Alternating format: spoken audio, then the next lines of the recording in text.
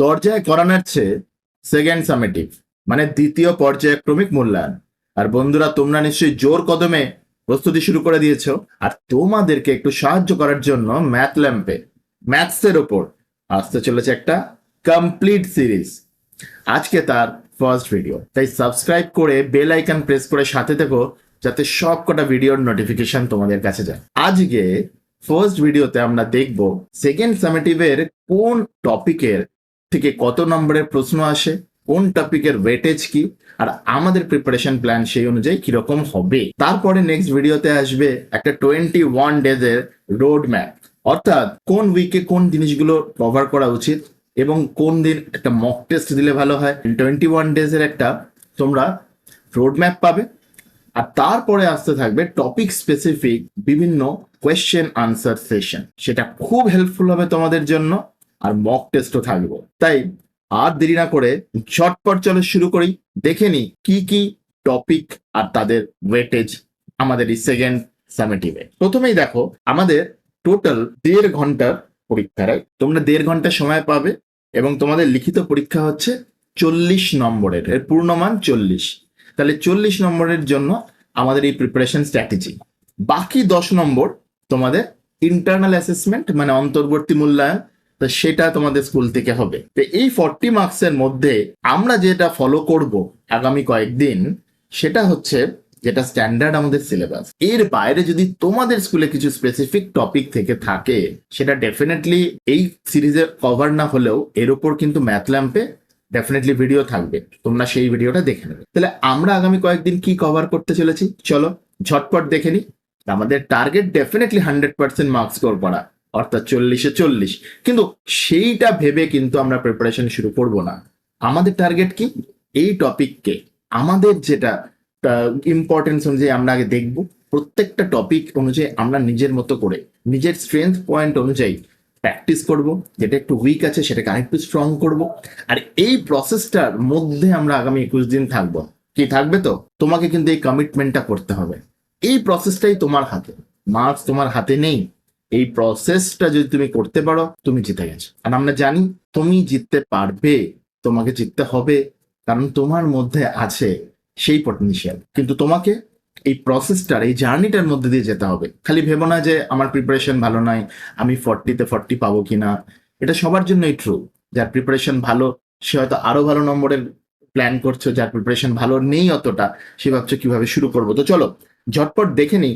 এবার আমাদের এই মোটামুটি 4টে বিষয় রয়েছে, অর্থাৎ পাটিগণিত, বীজগণিত, জ্যামিতি আর এর মধ্যে খুব ইন্টারেস্টিংলি তোমরা দেখতেই পাচ্ছ যে পাটিগণিতে কিন্তু শুধুমাত্র একটা টপিক রয়েছে, অংশীদারি কারবার। তাই জন্য সেটা করতেই হবে আমাদের, এবং সেটা করলে কিন্তু আমরা 6 মার্ক 6 নম্বর একটা লং আনসার টাইপ কোয়েশ্চেন পেয়ে যাচ্ছি, আর একটা মাল্টিপল চয়েস কোয়েশ্চেন এখান থেকে পেয়ে যাচ্ছি। তাহলে ভেরি ইন্টারেস্টিংলি এটা আমাদের একটা ইম্পর্টেন্ট টার্গেট। বীজগণিতে আমাদের 2টো টপিক আছে, কিন্তু বেশি ইম্পর্টেন্ট আমরা যেটা ফোকাস করব ভেদ। দ্বিঘাত সমীকরণ তোমরা আগেই করেছো, কিন্তু ভেদ এবার নতুন টপিক, এবং এখান থেকে কিন্তু ভালো করে করলে আমরা 6 নম্বর পাওয়ার স্কোপ আছে এখান থেকে।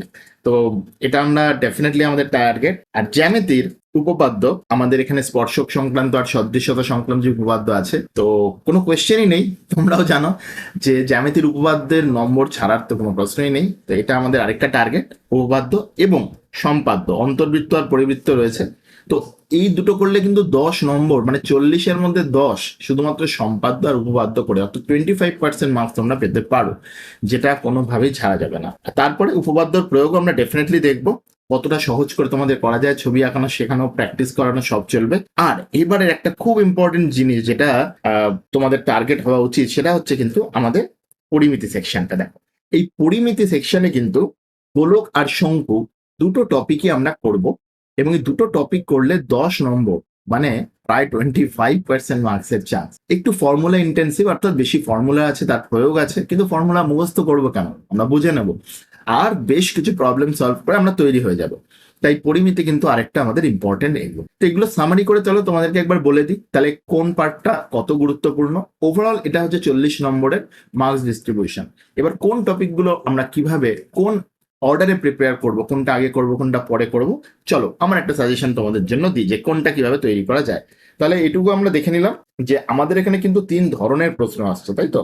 দেখো, এমসিকিউ আসছে 7 নম্বরে, অর্থাৎ একটা কোয়েশ্চেনে তোমাদের মাল্টিপল চয়েস অপশন দেওয়া হবে এবং তার থেকে তোমাকে একটা চয়েস বেছে নিতে হবে। আচ্ছা, শর্ট অ্যান্সার টাইপ কোয়েশ্চেন, এটা কিন্তু 2 নম্বরের কোয়েশ্চেন, 4টে থাকবে, অর্থাৎ টোটাল 8 নম্বর তোমরা এখান থেকে পাবে। এটা আরেকটা কোয়েশ্চেন টাইপ। আর লং অ্যান্সার টাইপ যে কোয়েশ্চেন, সেখানে 25 নম্বর থাকবে এবং এই 25 নম্বরও কিন্তু বিভিন্ন টাইপের লং আনসার আসবে, দীর্ঘ যে কোয়েশ্চেন গুলো, কোনোটা 3 নম্বরের, কোনোটা হয়তো 4 নম্বরের, কোনোটা হয়তো 5 নম্বরের। তো এই সব ধরনের প্রশ্ন মিলিয়ে 25 নম্বর। তো এটা একটা খুব বড় ওয়েটেজ আছে, কিন্তু এটার প্রত্যেকটা টপিক যদি ভালো করে করি, এই লং আনসার টাইপ কোয়েশ্চেন কিন্তু কোনো সমস্যা হবে না। তাহলে আমরা এবার দেখি সামারি করে যে আমাদের স্ট্র্যাটেজিটা কি হবে। তাহলে বুঝতেই পারছি এই ছবিটা দেখে যে জ্যামিতি আর পরিমিতি, অর্থাৎ জিওমেট্রি আর মেনসুরেশন একটা বড় সড়ো জায়গা এখানে নিয়ে আছে, তাই না? এই দুটো জিনিস, এই জিওমেট্রিটা আর মেনসুরেশন। কিন্তু অ্যালজেব্রা আর অ্যারিথমেটিক এখানে কম, মাত্র দুটো টপিক যদি তুমি ফোকাস করো, অংশীদারি, কারবারি আর ভেদ, তুমি অনেকটা মার্কস এখানে কিন্তু স্কোর করতে পারছো, অ্যারাউন্ড প্রায় তোমার 12 নম্বর মতো। তো এটাও আমাদের টার্গেট থাকবে। তাহলে মেন এরিয়া জ্যামিতি আর পরিমিতি, কিন্তু অ্যালজেব্রা অর্থাৎ বীজগণিত আর পাটিগণিত কিন্তু আমাদের টার্গেট এরিয়া টপিক ওয়াইজ থাকবে। এবার সেইটাই দেখি এক্স্যাক্টলি টার্গেটটা কি। তো এই বিভাজনটা আমরা দেখেছি। এবার এই বিভাজন দেখে, অর্থাৎ পাটিগণিতের যে বিষয়টা বা ধরো বীজগণিত, জ্যামিতি, পরিমিতির টপিকগুলো একটু সাজিয়ে নিই। দেখো, এইটা আমার মনে হয় এটা তোমাদেরকে হেল্প করতে পারে। যেটা হচ্ছে, আমরা পাটিগণিতে প্রথম যে 4টে টপিকগুলোকে 4টে ব্লকে আমরা চলো ভাগ করি, set 1, set 2, set 3, set 4। Set 1টা আমরা প্রথম প্রায়োরিটি দিয়ে শুরু করি। অর্থাৎ সেট 1-এ দেখো, অংশীদারি কারবার, এইটাতে যদি তোমরা একটুখানি প্র্যাকটিস দিয়ে শুরু করো, এটা তোমাকে 6 নম্বর এনে দেবে। তারপরে পরিমিতির গোলক আর শঙ্কু, এখান থেকে কিন্তু 10 নম্বরের। এবং এই সেট 1টা থেকে কিন্তু একটু ফর্মুলার প্রয়োগ আছে আর একটু ক্যালকুলেশন বেশি থাকার চান্স আছে, একটু বড় ক্যালকুলেশন, কখনো যোগ কখনো গুণ করতে হতে পারে। তাই এটার একটু প্র্যাকটিস দরকার। তাই আমরা শুরুতে এটা দিয়ে শুরু করব, ডেলি একটু করে হলেও, একটা দুটো করে হলেও প্রবলেম সলভ করব এইটার ডিভিশনে। তাহলে কিন্তু দেখবে এটার কিন্তু ভ্যারিয়েশনটা কম, মানে অঙ্ক দেখেই তুমি বুঝতে পারবে কি করতে হবে। এবার ঠান্ডা মাথায় করে ফেলতে হবে। এই 16 নম্বর আমাদের সেট 1, অর্থাৎ ফার্স্ট টার্গেট। এই 3টে টপিক আমরা করব প্রথম 1 সপ্তাহে বা 1.5 সপ্তাহে। তারপরে দেখো জ্যামিতির যেটা প্র্যাকটিস করার আমাদের, সেটা হচ্ছে উপপাদ্যর 5 নম্বর আর সম্পাদ্যর 5 নম্বর। তাহলে 10 নম্বর এখান থেকে আমরা যদি পেয়ে যাই, তাহলে ভেরি ক্লিয়ারলি তোমরা যদি এখানে দেখো যে এই সেট 1 প্লাস সেট 2 করে আমরা কিন্তু প্রায় 26 মার্কস এখান থেকে পেয়ে যাই। বীজগণিতে ভেদ, তারপরে আমাদের সেট 3, এবং সেখানে আমরা চেষ্টা করব ভেদ মাধ্যম এখানে 6 নম্বর শিওর করে নিতে। তাহলে এক্ষেত্রে দেখো, তারপরে আমাদের টার্গেট এরিয়া কি, এই 6 নম্বর, S3 6 নম্বর। তাহলে 26 আর 6, 26 + 6 32 কিন্তু হয়ে গেল। আর লাস্ট ল্যাপে দেখো, বীজগণিতের দ্বিঘাত সমীকরণ তোমরা আগে করেছো, এটাকে রিভিশন করতে হবে এবং ঠিকঠাক করতে পারলে এখান থেকে আমরা এই একটা অবজেক্টিভ। আর জ্যামিতির যে পার্টটা বাকি আছে, সেটা কি, জ্যামিতির থেকেও কিন্তু আমাদের মাল্টিপল চয়েস কোয়েশ্চেন আর শর্ট অ্যান্সার টাইপ কোয়েশ্চেন আসবে। দুটো মাল্টিপল চয়েস কোয়েশ্চেন আর একটা শর্ট অ্যান্সার টাইপ কোয়েশ্চেন আসবে, অর্থাৎ 4 নম্বর। আর তার সাথে একটা উপপাদ্যের প্রয়োগ, ভয় পাওয়ার কিছু নেই, সেটা আমরা করব। এখান থেকে প্রায় 7 নম্বর রয়েছে, অর্থাৎ এই সেট 4 আমাদের হেল্প করবে আমাদেরকে ফাইনালি আমাদের যে টার্গেট, অর্থাৎ 100% মার্কস পাওয়ার লক্ষ্যে। তাহলে আমাদের এই সিকোয়েন্সে আমরা এগোবো এই 40 মার্কসের লক্ষ্যে। তাই প্রথমে সেট 1টাকে মাস্টার করবো, তারপরে সেট 2 পড়ার সময় সেট 1টা রিভিশন করব, তারপরে যখন সেট 3 করছি তখন সেট 1 আর সেট 2টাকে রিভাইজ করব। এইভাবে একটা সিকোয়েন্স মেনে যাব আর মক টেস্ট আমরা দেব। তাহলে তোমরা নিশ্চয়ই বুঝতে পারলে যে কোন এরিয়াটার থেকে আমরা ফোকাস করব। তাহলে তার সাথে এই রোডম্যাপটাও তোমাদের একটু বলে দিই যে স্ট্র্যাটেজিটা কি হবে। প্রথমেই দেখো, আমরা শিখছি, তোমরা অলরেডি হয়তো শিখে ফেলেছো একটা চ্যাপ্টার, ফাইন। আর না হলে আমরা এই টপিক একটা কভার করব। তারপরেই কি হচ্ছে, শেখার পরেই প্র্যাকটিস। তোমরা বুঝতেই পারছো যে প্র্যাকটিস মানে আমরা কি বলতে চাইছি, পারফেক্ট প্র্যাকটিস। অর্থাৎ এই প্র্যাকটিসটা পারফেক্ট হবে যে নানা রকম ভ্যারাইটির প্রবলেম সলভ করতে হবে। একই ভ্যারাইটির প্রবলেম সলভ করলে অনেকেই বলে যে স্যার পরীক্ষা হলে বুঝতে পারছি না যে এই প্রবলেমটা কিভাবে করব। তার মানে সমস্যা হচ্ছে তুমি অনেক ধরনের প্রবলেম কিন্তু সলভ করো, তাতে কি হচ্ছে, তুমি অঙ্কটা দেখে বুঝতে পারছো না এটা কিভাবে করতে হবে। তো চিন্তা করো না, আমরা different type of problem solve করব। তো প্র্যাকটিসটা তোমায় করতে হবে। তো কি রাজি তো? তো এইটা কিন্তু খুব ইম্পর্টেন্ট। তারপরে আমাদের চলে আসবে দেখো রিভাইজ করা। এই কম্পোনেন্টটা কিন্তু সবাই মন দিয়ে করে না বা মিস করে যায়। রিভাইজ করা মানে ধরো তুমি একটা টপিক করে ফেললে অঙ্কে, কিন্তু নতুন টপিক পড়ার সাথে সাথে ওই টপিকে রোজ যদি একটা বা দুটো প্রবলেম তুমি সলভ না করো, পরে আবার ওই চ্যাপ্টারটা একদম নতুন হয়ে তোমার কাছে আসবে, ওই চ্যাপ্টারের অঙ্কগুলো মনে হবে ঠিক মতো পারছো না, আর তোমার স্পিডটাও ডেভেলপ করবে না, আবার অনেকটা টাইম লাগবে, কারণ আমাদের স্পিডটাও ডেভেলপ করতে হবে, তাই না? ওই 40 নম্বর 1.5 ঘন্টায় করতে হবে, তো এটা একটা খুব ইম্পর্টেন্ট। আর রিভাইজ করে আবার যদি তুমি দেখো কোনো জিনিস জায়গাটা তোমার হচ্ছে না, তো আমার একটা ভিডিও আপলোড করা আছে চ্যানেলে, দেখবে হাউ টু স্কোর 100% মার্কস। সেখানে অনেক ডিটেলে বলা আছে কি কি টিপস এন্ড ট্রিক্স। সেখানে বলা আছে যে তোমাদের একটা মিস্টেক কপি, যেখানে সব ভুল তোমরা লিখে রাখবে, যে অঙ্কগুলো পারছো না, স্যারের হেল্প লাগছে, সেগুলো লিখে রাখবে। তো সেই ধরনের জিনিস তোমাকে কিন্তু রিভিশনে হেল্প করবে, এবং ফাইনাল রিভিশন মানে পরীক্ষার আগের দিনে তো ডেফিনেটলি হেল্প করবে। তো রিভাইজ করার পরে যা যা টপিক মনে হচ্ছে আবার শিখতে হবে, শিখবে।